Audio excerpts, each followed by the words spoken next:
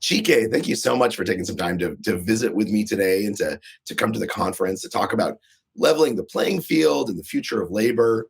As I mentioned to you and to anyone who's listening, I'm unfortunately sick, which is particularly unique right now because I'm home from work as a result of that. And obviously we're talking about how things like COVID have disproportionately hit different populations. And before I get into a bunch of questions, you're obviously the Chief Innovation Officer right now at the Department of Labor. You have an august career, but you were also a second grade teacher. And I'm wondering, when you were in those classrooms, how did that shape how you think about work and education and training and the world we're living in right now? It's a great question. And so, Charles, thanks for being with me and today. And Wharton, thank you for having me. I have to do the proviso on the front end. I serve right now as the Chief Innovation Officer of the Department of Labor. I am here in my personal capacity, so just doing that proviso on the front end. But to your question, it mattered to me in I think a couple of ways. I think one, I taught second grade in Bed-Stuy, Brooklyn, not too far from the school that the movie Lean on Me is based on. I taught a totally black and brown student body, and a couple of things really became clear to me. I think one, in the faces of those students who are now grown adults, this is now 15 years ago, in many ways, it's the future of the U.S. workforce. And so as we think about the future of the U.S. workforce, we are talking about, in large part, black and brown and immigrant and female faces. And in many ways, what we do or how we prepare those workers is what's going to allow us to solve some of the supply chain challenges, labor challenges that we have today. So I think that's first and foremost. I think secondly, and this probably didn't dawn on me until after I left the classroom, is that the lines between K-12, post-secondary workforce are somewhat arbitrary. In the entire end, it's almost in one way one contiguous talent system that, if we do it right, actually creates economic dynamism and social justice. If we do it wrong, we suffer the consequences. And so how are we thinking about, frankly, the future of work, the future of labor, not just in the workforce system, but in the post-secondary system and also in the K-12 system? And if you think about how, when I used to work for Governor Patrick years ago in Massachusetts, you talk about what we call P20, from pre-K all the way to quote unquote grade 20, or you'll hear cradle to career. That is a real concept, and these systems have to work together. I think the third thing is that, I taught in one of the poorest sub-school districts in one of the most challenged districts in the country. And if you think about, again, where our future is, it's going to be amongst communities that, frankly, we have at times overlooked and underserved for a very long time. The future of the U.S. labor force is not going to be easy. It's going to require us to confront and do better than we have done in the past. And so those are things that, either whether they were apparent to me then or became apparent to me later, are what I take from that experience. The last thing that I'll say, if you think about what teaching is, which is this critical interaction between someone who not necessarily has knowledge, but can help someone find knowledge, I think that's really important. I think a lot of times we think about workforce development as I'm going to give someone skills, when the more proper way to think about it is people come with skills. They come with capacities. They come with tools. And your goal, whether it be as a teacher, whether it be as a professor, whether it be as a workforce developer, is figuring out how you maximize those things and find out where in the market, in the economy, can those skills be put to best use, and also where that person is most fulfilled. I found that very true in the classroom. That's interesting. And I think, as I've spent now time in labor, workforce development, I find it as true here.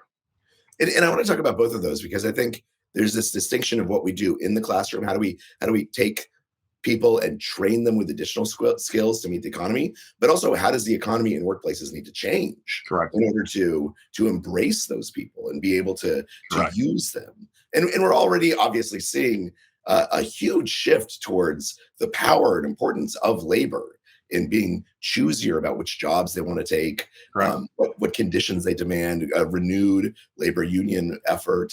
So let me ask you this. I want to come back to the schools, if you don't mind. Sure. When you're talking to workplaces, when you're talking to large employers, and they're saying, okay, look, we hear what you're saying. We hear that tomorrow's worker is going to be different from today's worker and yesterday's worker. How do we need to change in order to give them the opportunities to be their best selves and employees, but also to take advantage of the strengths and the skills that these people have that we might not have seen in previous populations? What do you tell a large company? Ultimately, and I also would say small and medium-sized companies who are having Right. the same challenges. I think it's actually, in some ways, a similar message. I think the ways that each of those tiers respond is different. So I'd say probably two or three things. First, how folks take in talent. So let's just take one example. In, frankly, my lifetime, until very recently, the way that many companies took in talent, meaning here's how I identify the people who are best for a certain job, are one of two ways. Either social capital. I'm going to pick someone that I know. The Right. majority of job postings in this country today are not posted. In Hmm. fact, I'm sure if people were to think about the job that they have then, a majority of this audience is in a job that was never posted. Because of someone they knew or a prior connection that they had, they got that job. You see this particularly in higher wage, finance, technology, the upper ranks of management. Second, so and then secondly, I judge people based on their credentials. A Usually a post-secondary degree of some sort, bachelor's, master's, doctorate. We use that as a heuristic for skills. We did it for a couple of reasons. One, it was easy. Yeah. It was easy. It was quick, particularly if I have way more demand for the jobs that I have than I have people to evaluate that. And then secondly, if we're honest, we evaluated people who had credentials and connections that mirrored our own. We hire people who are like ourselves. Absolutely. And it worked for us. So Yeah. why wouldn't it work in choosing the people we hope to replicate ourselves with? Now, I'll change what you said. It worked from our perspective for a period of time. When I think about, I spent a lot of my private sector career in the technology space. I have never met a technology CEO who has said, I can totally fill my talent needs. Never in my entire career. So it wasn't working actually, because I still have open seats. Yeah. The first thing I say to companies is hire based on what people can do versus the credentials they have or the people that they know. You'll hear about skills-based hiring. The president talked about this during the State of the Union. That is critical. If you are not hiring based on skills, you are missing talent, and you have billets that are open, and that is an equity issue. The people who are most locked out because their skills cannot be recognized are Black and brown people, immigrants, folks with disabilities. A good mentor of mine, Byron Agist, who runs Opportunity at Work, has released research showing you have tens of millions of Black workers who could earn 50 to 70% more than they do right now based on the skills they already have. But the issue is an employer and HR can't recognize that. So that's number Yes. one, hire based on skills. Wait, and can I ask you one thing on that? Sure, Because please. everything you said makes sense to me. But if I'm an employer, if I'm hiring, I look at that admonition, I look at that suggestion, I think to myself, how? Right? It is really easy for me to pull up transcripts. It's really easy for me to call Jim because we both belong to the country club and say, is this a good employee? Should I hire him? But when it comes to evaluating skills, how do I do that in a way that I can be confident in and is also not enormously costly? It's a great question, and this differs based on industry. For some people, it's I'm gonna create ways for folks to. So let's take the technology space, one that I know best. What you're seeing more and more companies do is say, instead of showing me your resume, show me work that you've actually done. Show me things that you've already built. Yeah. That basically a digital portfolio model, so on and so forth. You see the apprenticeship model, which Secretary Walsh and the president talk about, which is in some ways more of a longitudinal interview. I'm going to put you on the job and I'm going to see what you can do and coach you along the way and hopefully grow you into the employee that I want, which is actually interesting. It's not just based on what you can do, but what I believe you could do. And I'm going to make that investment there. The other piece, and this is the thing that's really hard, which is as an employer, I've been one, I've worked with them, is it requires you to do some deep thinking about what does it take to do X job. I'll say I've sat with employers and said, let's take job Y. I've had two people from the same company. I say, tell me the skills required to do that job. You will have two people from the same company at times give different answers because we've not always done that hard thinking of what does it actually take to do this job.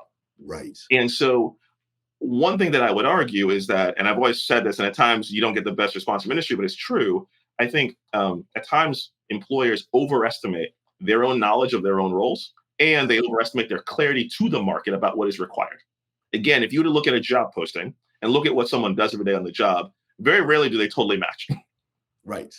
And so that's the really, really key piece. And so one, particularly as the labor market gets tighter, they're going to have no choice. You're going to have to be more precise about what it is that you need so you can find the talent that you actually want, because doing what you did traditionally doesn't, math-wise, is no longer working.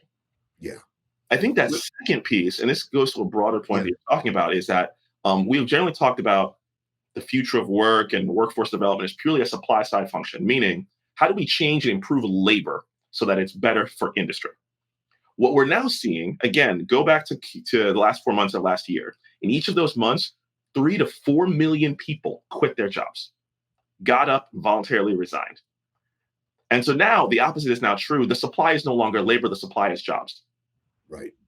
And so now, if no one's buying your job, then what you should do by economics is change the job to fit what the market now needs. Because now the seller is ironically now talent, and you are now the seller, and the talent is the buyer. So that's, I think, what really has to change and happen. And then the last piece around, once you have that talent, what do you do with it? And here's where I think the broad contours of job quality come in. We talk a lot in this in the Biden administration about not just a job, but a quality job. What do we mean by that? There are things around wages and benefits which are really, really critical. We have clear views there, but also things like predictable scheduling. You have a huge percentage of the American workforce who finds out their schedule 3 days in advance. Imagine if you had a family. You have things like freedom from discrimination, the right to organize, access to training and advancement. If at times I just ask people, if you are a leader of a company and I had a job in front of you, would you want that job? If the answer is no, you probably have to think about it differently. Yeah, that's interesting. And how do you think about that job? Because right now, talent has the power, which has actually been a rarity of the American workforce. And in some ways, particularly for these high need professions, whether they be in critical supply chains, semiconductors, PPE, or in these emerging technologies, just as examples, this isn't going to go back. So you have to figure out how are you getting that best talent and growing it and making yourself attractive to them. Let me ask you on that, because one of the questions that I've been asking myself is sort of twofold. The first is, are we going to go back? Is this a blip where labor has so much power? Obviously, there's been periods of time where labor has more power than capital, and capital has more power than labor. 50s, 60s, early 70s was a golden heyday for labor, and now we're seeing that. And I'm not certain how sustainable it is, although I hope that it is. And so I'd love your thoughts on that. And as a corollary to that, what does job quality actually mean in the post-COVID age? If, in fact, labor is going to have this power for the next decade, what are the things that companies should know? You mentioned, some basic things, that I just have the ability to have schedules that are consistent. I'm free from discrimination. I'm free from prejudice. I'm able to organize. But hopefully that's something that becomes universal relatively quickly, right? That's an American aspiration. Workplaces ought to be like that. I would not make assumptions there. And I mean, just history can show that. So your broad question of, will this moment of worker power be more than a moment? There will be some pendulum swings, but in terms of, does the baseline move to the right is I think the question. And I think the answer potentially is yes, for this reason. I go back to basic math, which is you have too many industries and too many companies who cannot fill the jobs that they need filled. This is becoming more and more true. I'd always heard it in the technology space, but you're seeing it in so many other places for types of essential workers, in logistics, in manufacturing. And that actually, and in some ways, that's the most dire need, because that is a bottom line balance sheet need. If I can't fill these jobs, this has a direct impact on my net income and how I perform, whether it be for the markets or whether it be for my own private shareholders. So I think that is why this moment may be more than a moment. How do employers think about that job quality differently? Those baseline things are not baseline right now across too many jobs, particularly the types of jobs that the majority of Americans hold.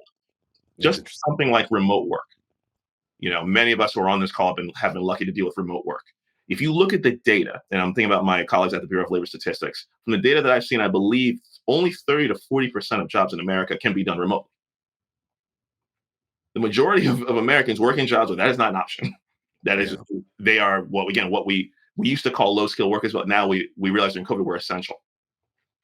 And so I think it's really important to for folks to kind of just remember that. So those baseline things are not baseline.